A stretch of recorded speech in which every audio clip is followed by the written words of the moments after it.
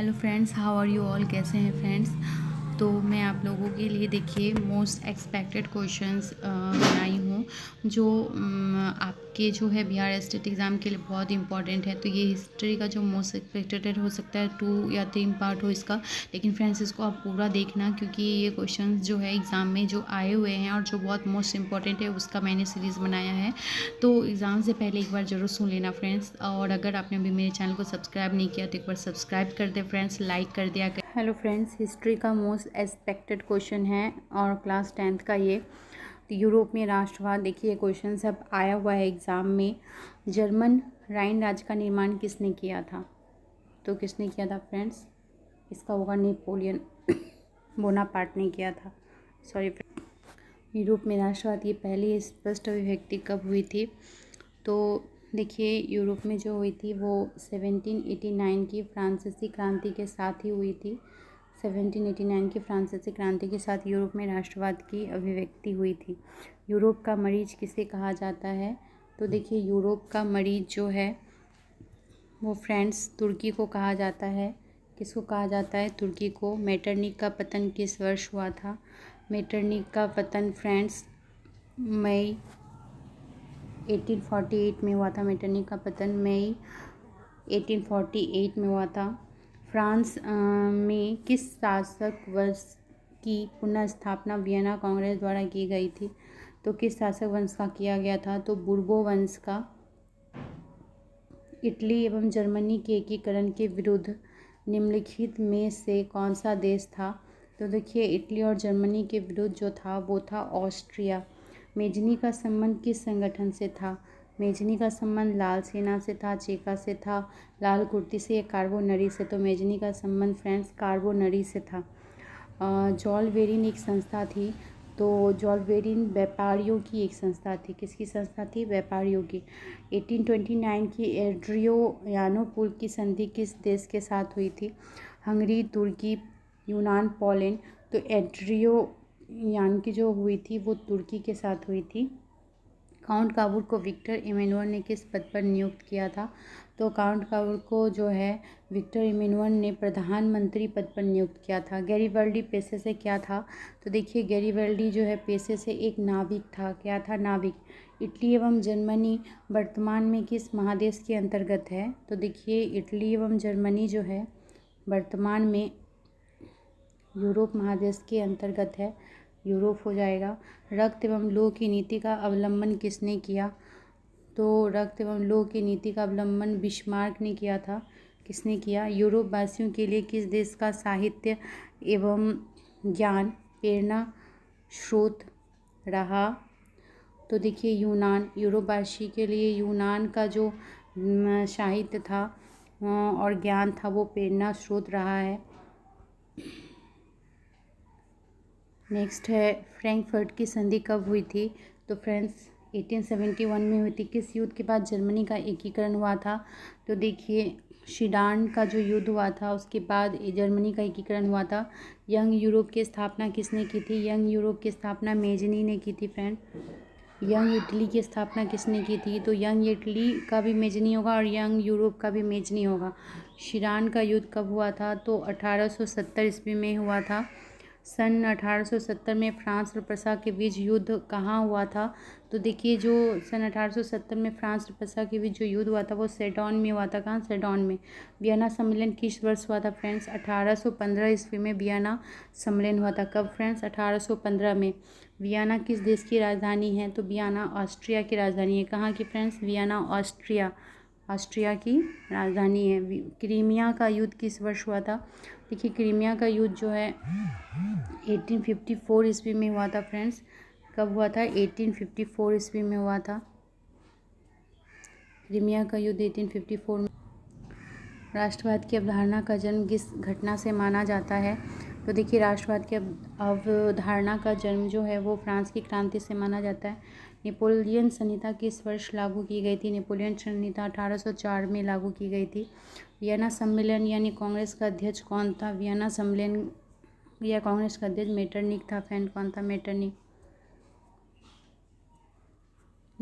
था। मेटरनिक व्यवस्था का उद्देश्य क्या था? मेटरनिक व्यवस्था का उद्देश्य था पुरातन व्यवस्था की पुनर्स्थापना करना।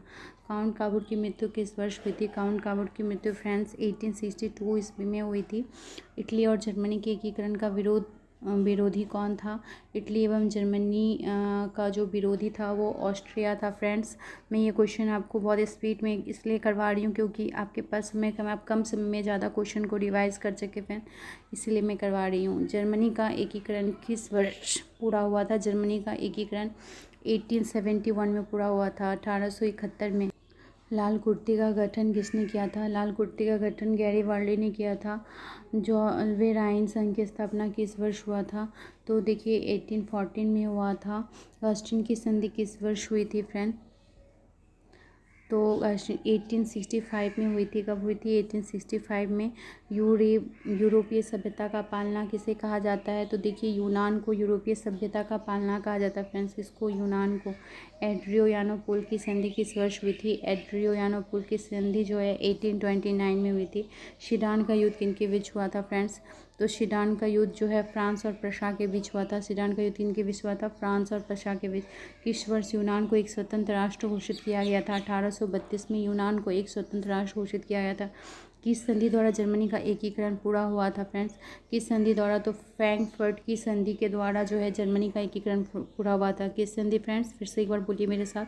फ्रैंकफर्ट की संधि के द्वारा जर्मनी का एकीकरण पूरा हुआ था। हंगरी की राजधानी बुडापेस्ट है। गीजो कहाँ का प्रधानमंत्री था? तो गीजो जो है वो फ्रांस का था। कहाँ का था फ्रेंड? फ्रांस का। शेडोवा का युद्ध किनके बीच हुआ था? शेडोवा का युद्ध जो है ऑस्ट्रिया और प्रसा के बीच हुआ था। ऑटो को निम्न में से कहाँ का राजा घोषित किया गया? ऑटो को जो है यूनान का राजा घोषित किया गया फ्रेंड्स। कहाँ का? यूनान का।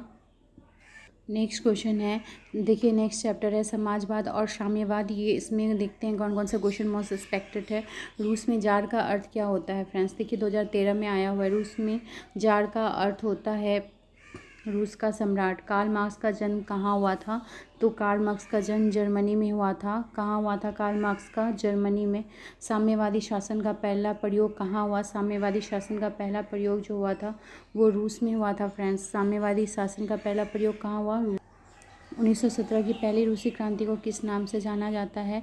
तो देखिए 1917 की पहली रूसी क्रांति को फरवरी क्रांति के नाम से जाना था। 1917 की पहली क्रांति को किस नाम से जाना जाता है फ्रेंड? एक बार फिर से बोलिए, फरवरी क्रांति। लाल सेना का गठन किसने किया था? लाल सेना का गठन जो है ट्रोट्स्की ने किया था। किसने? ट्रोट्स्की ने। वार एंड पीस पुस्तक की रचना किसने की थी? तो टॉल्स्टॉय ने की थी। वार एंड पीस पुस्तक की रचना किसने की फ्रेंड? तो टॉल्स्टॉय ने। लेनिन की मृत्यु कब हुई थी फ्रेंड्स? तो देखिए लेनिन की जो मृत्यु है वो 1924 में हुई थी। कब हुई थी? 1924 में लेनिन की मृत्यु हुई थी। ठीक, नेक्स्ट क्वेश्चन देखिए है, बोल्शेविक क्रांति का नेतृत्व कौन किया था? तो बोल्शेविक क्रांति का नेतृत्व जो है वो लेनिन किए थे। कौन किए थे? लेनिन। दुनिया के मजदूर एक हो, यह कथन किसका था? तो दुनिया के मजदूर एक हो यह कथन कार्ल मार्क्स का था। मैंने इसके पहले भी हिस्ट्री का जो मास्टर वीडियो करवाया था फ्रेंड्स, उसमें ये सारे क्वेश्चन करवाए थे जो बिहार बोर्ड से था। वैज्ञानिक समाजवाद की अवधारणा का प्रतिपादन किसने किया? तो फ्रेंड्स किसने किया था? तो कार्ल मार्क्स ने किया था। वैज्ञानिक समाजवाद की अवधारणा का प्रतिपादन कार्ल मार्क्स ने किया था। यूरोपियन समाजवाद कौन नहीं था? तो कौन नहीं था फ्रेंड्स? यूरोपियन समाजवाद कार्ल मार्क्स नहीं था। लुई ब्ला, मेटर, साइमन और रॉबर्ट जो है ये थे, बाकी नहीं थे। नेक्स्ट क्वेश्चन है, समाजवादियों का बाइबिल किसे कहा जाता है? समाजवादियों का बाइबिल जो है लियो फ्रेंड्स, समाजवादियों का बाइबिल किसे कहा जाता है? दास कैपिटल को कहा जाता है। किसको कहा जाता है? दास कैपिटल को। द मदर के लेखक कौन है? द मदर के लेखक मैक्सिम गोर्की है। कौन है फ्रेंड्स? द मदर के लेखक मैक्सिम गोर्की द मदर के। इंग्लैंड में समाजवाद का जनक किसे माना जाता है? इंग्लैंड में समाजवाद का जनक जो है रॉबर्ट ओवेन को माना जाता है फ्रेंड। इंग्लैंड में समाजवाद का जनक किसे माना जाता है? रॉबर्ट ओवेन को। इनमें कौन यूटोपियन यानी स्वप्नदर्शी समाजवादी नहीं था? तो वैन कार्ल मार्क्स जो है वो यूटोपियन यानी स्वप्नदर्शी समाजवादी नहीं था। बाकी सेंट साइमन, लुई ब्ला और रॉबर्ट ओवेन था। रूस में कृषि दासता किस वर्ष समाप्त हुई थी? तो रूस में कृषि दासता जो है फ्रेंड 1861 में समाप्त हुई थी। बोल्शेविक क्रांति कब हुई? बोल्शेविक क्रांति नवंबर 1917 में हुई। रूसो किस देश का रहने वाला था? तो रूसो जो है वो फ्रांस का रहने वाला था फ्रेंड्स। रूसो कहाँ का था? फ्रांस का था। वेस्ट लिटोवस्क की संधि किन देशों के बीच हुई थी?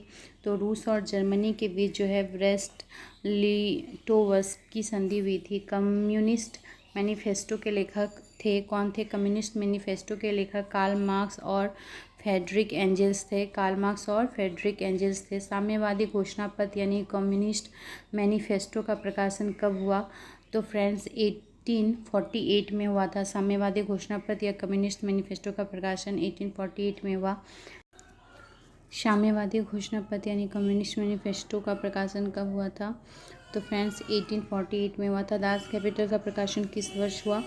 तो 1867 में दास कैपिटल का प्रकाशन हुआ था। प्रथम इंटरनेशनल की स्थापना 1864 कहाँ हुई थी? तो लंदन में हुई थी। प्रथम इंटरनेशनल की स्थापना कहाँ हुई थी? लंदन में। द्वितीय इंटरनेशनल की स्थापना कब और कहाँ हुई थी? द्वितीय इंटरनेशनल की स्थापना फ्रेंड 1889 में पेरिस में हुई थी। द्वितीय इंटरनेशनल का कब हुआ था फ्रेंड? पेरिस में 1889 में। और प्रथम इंटरनेशनल 1864 में लंदन में। सोवियत संघ का विघटन किस वर्ष हुआ? तो देखिए सोवियत संघ का विघटन 1991 में हुआ था फ्रेंड्स। कब हुआ था? 1990। देखिए यहाँ पूछ दिया प्रथम इंटरनेशनल किस वर्ष हुआ? अभी मैंने बताया था आपको 1864 में हुआ, तो बस घुमा के दे देगा। दास कैपिटल के लेखक कौन थे? तो देखिए दास कैपिटल के जो लेखक थे कौन थे? कार्ल मार्क्स थे। दास कैपिटल के कौन थे फ्रेंड्स? Karl Marx. नेक्स्ट है चेका का गठन कौन किया? तो चेका का गठन जो है लेनिन किया था। चेका का गठन कौन किया था? लेनिन। लेनिन का उत्तराधिकारी कौन बना? लेनिन का उत्तराधिकारी स्टॉलिन बना। कौन बना? लेनिन का उत्तराधिकारी स्टॉलिन। स्टॉलिन की मृत्यु कब हुई? 1953 में फ्रेंड्स। लंदन में अनिवार्य प्राथमिक शिक्षा सन कब लागू हुई थी? तो 1870 में लंदन में अनिवार्य प्राथमिक शिक्षा लागू हुई थी। नई आर्थिक नीति कब लागू हुई थी? नई आर्थिक नीति फ्रेंड 1921 में। 1921 में नई आर्थिक नीति लागू हुई थी। रूसी क्रांति के समय शासक था जार निकोलस द्वितीय। रूसी क्रांति के समय था। अब देखिए ये तीसरा चैप्टर है हिंद चीन में राष्ट्रवादी आंदोलन। इसमें देखिए जो इम्पोर्टेंट एक्सपेक्टेड क्वेश्चन है वो मैं इसमें करवा रही हूँ। तो जैसे देखिए बोला है कि हिंद चीन में कौन कौन से देश आते हैं। सबसे पहले तो ये है, तो हिंद चीन में देखिए कंबोडिया, आप चीन से चीन मत समझ जाना। हिंद चीन में कंबोडिया, वियतनाम और लाओस, ठीक है। कंबोडिया, वियतनाम और लाओस। हिंद चीन में बसने वाले फ्रांसीसी कहे जाते थे। जो फ्रांसीसी हिंद चीन में रहते थे उनको कोलोन कहते थे फ्रेंड्स। क्या कहते थे? कोलोन। नरोत्तम सिंहानुक कहाँ के शासक थे? नरोत्तम सिंहानुक जो थे वो कंबोडिया के शासक थे। अंकोर वाट का मंदिर कहाँ स्थित है? अंकोर वाट का मंदिर जो है कंबोडिया में है। The history of the loss of Vietnam किसने लिखा? The history of the loss of Vietnam फान बोई चाओ ने लिखा। किसने लिखा फ्रेंड्स? फान बोई चाओ ने। होआ होआ हाओ आंदोलन किस प्रकृति का था? तो ये क्रांतिकारी धार्मिक जो प्रकृति का था। वियतनाम में टोकिन फ्री स्कूल की स्थापना कब हुई थी? तो 1907 में जो है टोकिन फ्री स्कूल की स्थापना वियतनाम में होती। कब हुई थी? 1907 में। हनोई समझौता कब हुआ था फ्रेंड्स? हनोई समझौता 6 मार्च 1946 को हुआ था। 6 मार्च 1946 को हनोई समझौता हुआ था। नेक्स्ट क्वेश्चन देखिए, निम्नलिखित में किस प्रसिद्ध दार्शनिक ने एक अदालत लगाकर अमेरिका को वियतनाम युद्ध के लिए दोषी करार दिया था? तो वो रसेल थे। कौन थे? रसेल। हिंद चीन क्षेत्र में अंतिम युद्ध समाप्ति के समय में अमेरिका के राष्ट्रपति कौन थे? तो निक्सन थे। उस समय अमेरिका के राष्ट्रपति कौन थे? निक्सन। वियतनाम का प्रसिद्ध व्यापारी बंदरगाह कौन सा है? फाई फो। क्या है प्रसिद्ध बंदरगाह? फाई फो। वियतनाम में रहने वाले फ्रांसीसी क्या कहलाते थे? कोलोन कहलाते थे। कंबोडिया को स्वतंत्र राज्य की मान्यता कब प्राप्त हुई? तो कंबोडिया को स्वतंत्र राज्य की मान्यता जो है 1954 में प्राप्त हुई। कब? 1954 में कंबोडिया को स्वतंत्र राज्य का मान्यता मिला। दिएन वियन फू के युद्ध में किसकी हार हुई थी? तो फ्रांस की। दिएन वियन फू के जो युद्ध हुआ था उसमें फ्रांस की हार हुई थी। हिंद चीन पहुंचने वाले प्रथम व्यापारी कौन थे? पुर्तगाली थे। प्रथम व्यापारी कौन थे? पुर्तगाली। हिंद चीन में कोलोन किन्हें कहा जाता है? देखिए कितना घुमा के इस क्वेश्चन को किया गया। हिंद चीन में कोलोन किन्हें कहा जाता है? तो फ्रांसीसियों को कहा जाता है। The history of the loss of Vietnam के लेखक कौन है? तो फान बोई चाओ। तो friend the history of the loss of Vietnam के लेखक फान बोई चाओ। एक बार फिर से बोलिए मेरे साथ, फान बोई चाओ। होची मिन का शाब्दिक अर्थ क्या है? होची मिन का शाब्दिक अर्थ पथ प्रदर्शक है फ्रेंड। क्या है? पथ प्रदर्शक। वियतनाम लोकतांत्रिक गणराज्य की स्थापना किस वर्ष हुई? वियतनाम गणतांत्रिक लोकतंत्र के जो स्थापना हुई थी 1945 में हुई थी फ्रेंड्स। एकीकृत वियतनाम की स्थापना किस वर्ष हुई? एकीकृत वियतनाम की स्थापना 1975 में हुई थी। मार्च 1946 में फ्रांस और वियतनाम में कौन सा समझौता हुआ था? तो हनोई समझौता हुआ था फ्रेंड्स। कौन सा समझौता हुआ था? हनोई। किस विख्यात दार्शनिक ने अदालत लगाकर अमेरिका को वियतनामी युद्ध के लिए दोषी ठहराया था? तो देखिए ये क्वेश्चन भी पहले बता चुके हैं। रसेल। किस राष्ट्रपति के शासनकाल में अमेरिका ने पहली बार वियतनाम युद्ध में भाग लिया था? तो फ्रेंड्स बताइए किस में हो जाएगा? R Nixon. क्या होगा? Are Nixon. वियतनाम युद्ध की समाप्ति किस अमेरिकी राष्ट्रपति के समय में हुई थी? Are Nixon. जेनेवा समझौता किस वर्ष हुआ था? 1954 को। हुआ आंदोलन किस वर्ष शुरू हुआ था? तो 1839 को। किस वर्ष हुआ था फ्रेंड? 1839 को हुआ था। तो फ्रेंड्स ये वीडियो काफ़ी बड़ा हो जाएगा, इसलिए मैं नेक्स्ट वीडियो में इसके बाद का चैप्टर कराऊंगी। तो आप मेरे साथ मेरे चैनल में बने रहिए। मैं ज़्यादा से ज़्यादा क्वेश्चन आपको करवाऊंगी, मोस्ट एक्सपेक्टेड क्वेश्चन और करवाऊंगी फ्रेंड्स नेक्स्ट वीडियो में। Thank you very much for watching my video and friends please like share and subscribe your friends. Thank you.